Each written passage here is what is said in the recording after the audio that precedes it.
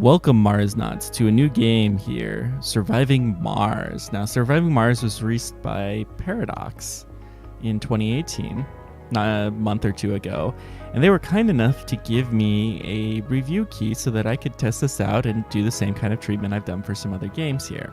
So we're going to talk about some of the realism of this game. I'm really excited because this is, in many ways, a very, very realistic game.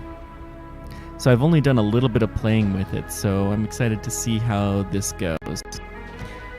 The date that I'm planning on releasing this is May 5th, which is the date that we're having a mission that's launched to Mars for the first time in a couple of years called Insight. So I figured it seemed quite appropriate to do it then. We're gonna go...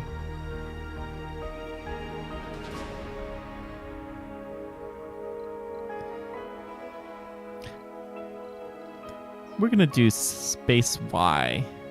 I'm sure that's not an allusion at all whatsoever to SpaceX. There's no way that it's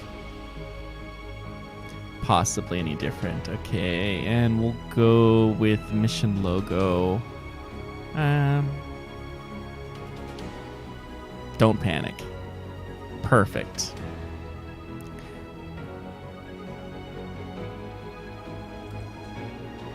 Yeah, we don't want an extra rocket. Let's go with futurist. Ooh, I like this. We'll be with a futurist. Okay.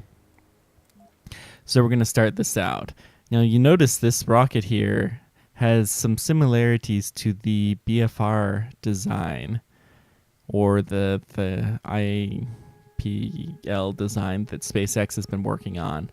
Although, to be fair, most spacecraft would probably look something like this. So the first mission that we're going to take to Mars is actually going to be just robots. Which is not unrealistic at all, that before we send men there, we'll send a little robotic colony. So let's check and see what... We have some drone hubs. We won't need any of that kind of stuff yet.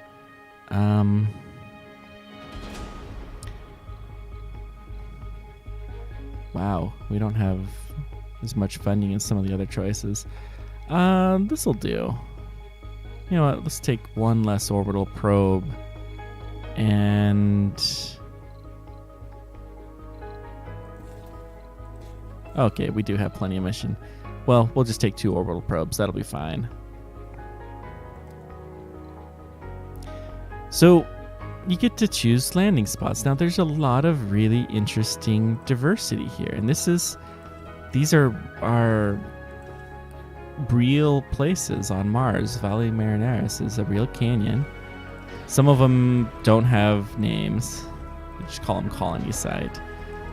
I don't recognize these particular things. I suspect that they're just places that they want to test you out. But we're going to just try some random spots. You can see that topography plays a place, as well as metals, concrete, disasters. I don't want to deal with cold waves. These disasters are actually things that really are an issue, although meteors tends to be an entire planet thing as opposed to a localized thing. But we'll cover some of that. So many possibilities. And that's really adds to the replayability and the realism of this game. That you have to deal with these different kinds of things. What I want is... The dust storms tend to be more in the equatorial region, which is actually kind of realistic. Dust devils can happen anywhere. It really seems like they put a lot of work. Cold waves tend to happen more at the poles, as you would expect. So they've really put a lot of thought, and while it's not perfectly realistic, I think this does a fantastic job overall. Perfect. Let's try this out.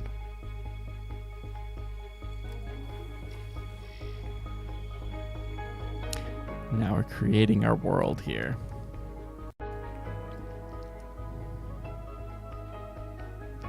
I'm sure it'll be fine. So what we're gonna first Welcome to do, Mars. yeah, we've got that.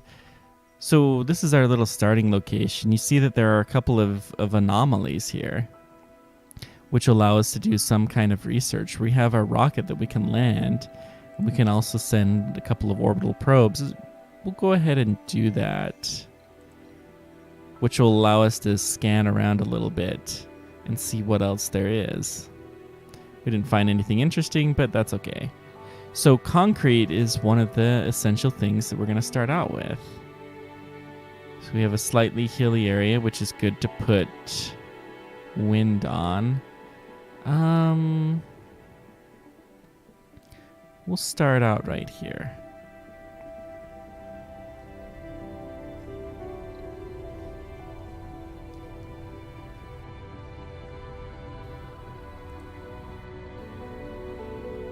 Whoops. I actually paused the game there. Interesting. Okay, so we'll speed this up a little bit. So we had a rocket land on Mars. Like I said, this rocket bears a striking resemblance to the BFR and kind of like the space shuttle too, for that matter, although it doesn't have wings, obviously. But it has the heat shields on the back, and it has the wide area for thermal control. So the first thing we have is just an RC transport, which can pick up metals and other things like that, and it can make buildings too. So first thing that we're gonna need is power. One of the easiest form. Found. Ooh, anomaly found. Cool. The easiest form of power. Actually, let's see if we can we scan? Yeah. We can scan these areas around here. So we're going to set up some sensors. Presumably these are orbital or otherwise that are just going to sense around and try to figure out what kind of elements are in this area around us. Now let's go ahead and build some power. We'll start out with solar panels. I'm not going to build some of the small ones. Wow, this music is a little bit loud. Let me turn that down a little. Whoops. Get rid of that. Okay. Hopefully that'll be a little bit better for you volume-wise. You know, let me know. Okay.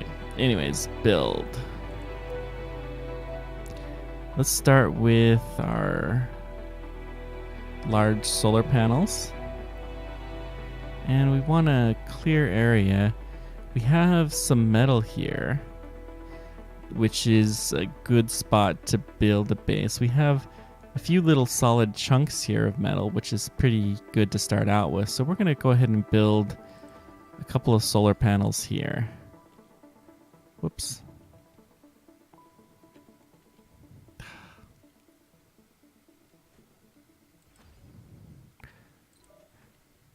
So we'll drive out here so it's a little bit easier.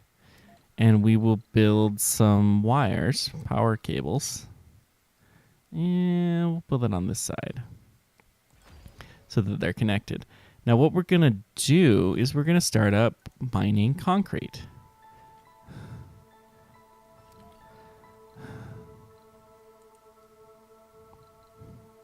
For some reason, the keyboard controls with this game mess with me sometimes, so I apologize.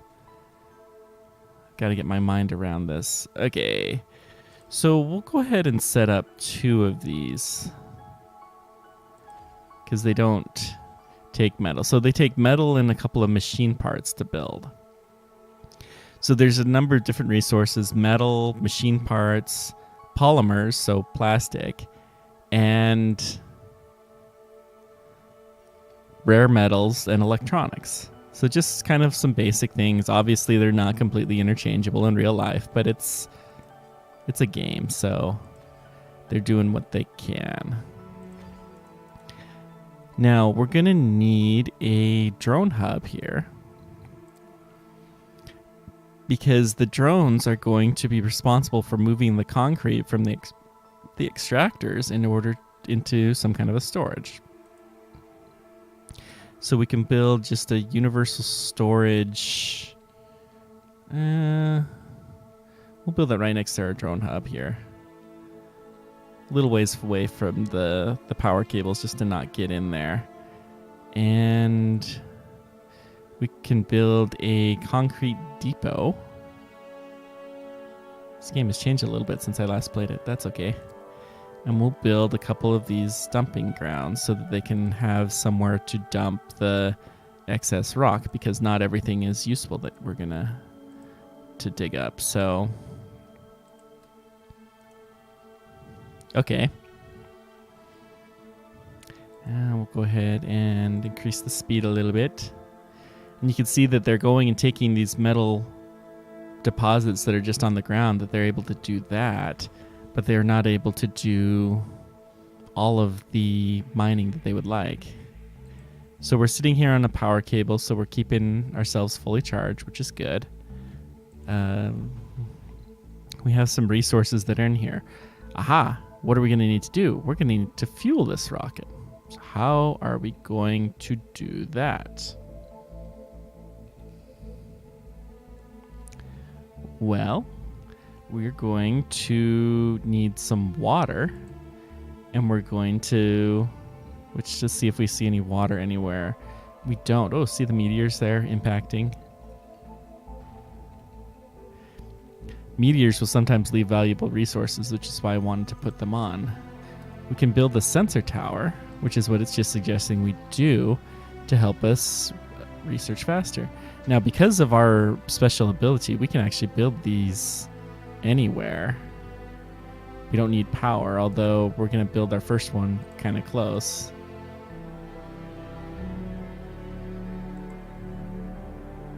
We need it to be within drone range.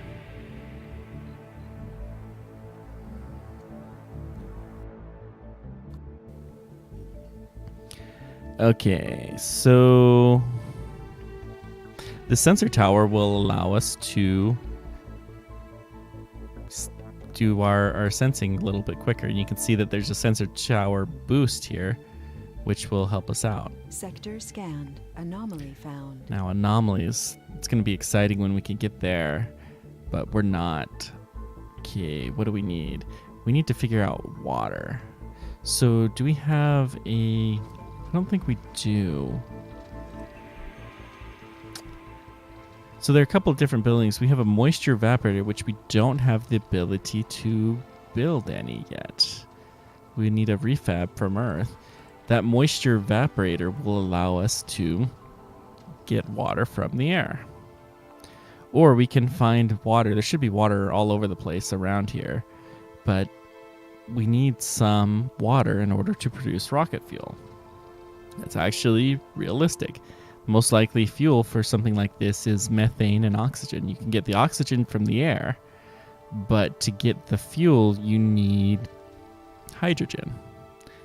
And hydrogen, one of the easiest ways to get it is from water. Okay. Now, Sector scanned. Anomaly found. Wow, we have anomalies all over the place. Okay, so we're going to send in another rocket. And it's going to contain some cargo. We want a transport and an explorer robot. We want a prefab building. We're actually going to take one of each of these. We don't need any sterling. Actually, we need the... We're not going to need these for a while, though, so we'll just take a moisture evaporator. And then we'll take some more electronics and machine parts. We're not going to need a lot of polymers. And that'll do. So we're already using quite a bit of our money. But that's okay. So our solar panels are working, and we do not have any storage for nighttime. So everything will shut down at night, but that's okay because we can't really do anything. We can put here a power accumulator, which is basically a big giant battery, which will allow us to work at night. We're also going to put in some pipes. Now these pipes, they carry oxygen and water to the various places that they're needed. So you can really think of it as two systems of pipes. Now everything's shut off because we don't have any power. Except for the ship has some power and this drone has power. Let's go ahead and put one more large solar panel down just to make sure we have plenty of power.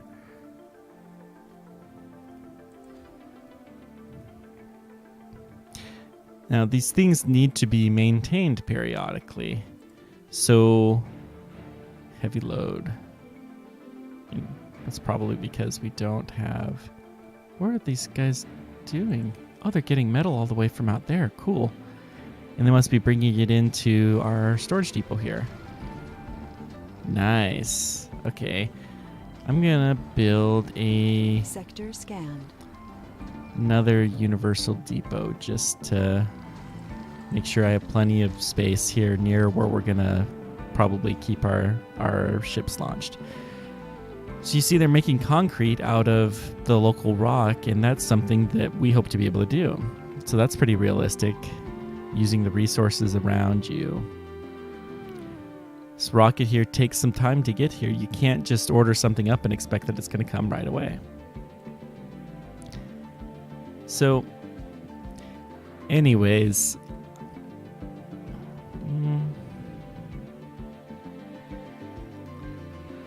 let's just queue up some more sector research. This researching, the truth is by the time we get to Mars, we'll probably have a pretty good idea of everything around the landing site. I do like that even the areas you haven't seen, you can look and you could see what the terrain looks like, because we already have a pretty good idea of what most of Mars looks like. I think we have everything in 6-meter resolution. Aha! So now it's talking about water, which we will of course need. So we're going to land another ship. Land it close to the other one just because. And you see that it will kick up a bunch of dust as it lands too. Of course, you see that the day I'm actually recording this, we sent a mission to... Sector scanned. Blue Origins launched a mission in Texas, and it kicked up a whole bunch of dust when it landed. So they did another New Shepard test, which will tell you exactly what day I'm recording this. But you're in a deserty area without a lot of water to stick things up, and it will, in fact, stick to you. We have this transport, which we can use to go pick up metal deposits. We're not going to need it at the moment. So this RC Explorer saw something unusual, and it can go take a look at it. You can look in really close. I think of this as kind of like the Curiosity rover type thing, that it has a science instruments to go identify, figure out what something unusual is. Anomaly analyzed. Milestone achieved. Oh, cool. We got a first milestone. So let's go. Still have a lot of power. We'll go check out this other one. We have to be careful with the power with these things. Okay. So we have different research technology that we can do. This one was given to us automatically.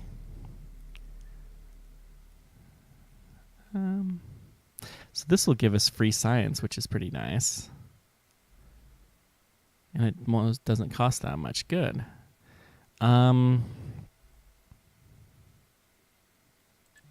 That's useful. Polymer factor. Oh, I forgot to bring a fuel refinery. So we might need that sooner than later. Oh boy. Do I have a third rocket? They gave me 5 rockets. That's insane. We don't need 5 rockets. But that's okay. So, okay, let's go ahead and build our moisture. So this moisture evaporator, it takes in water from the air around it, which there is a little bit of water in the atmosphere of Mars.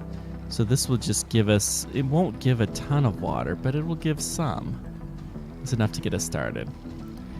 Anyways, I think this is all I will do for today. The next time we will get our fueling system set up so that we can return our rockets back to Earth. And these rockets will come back and forth a number of times, as you will soon find out.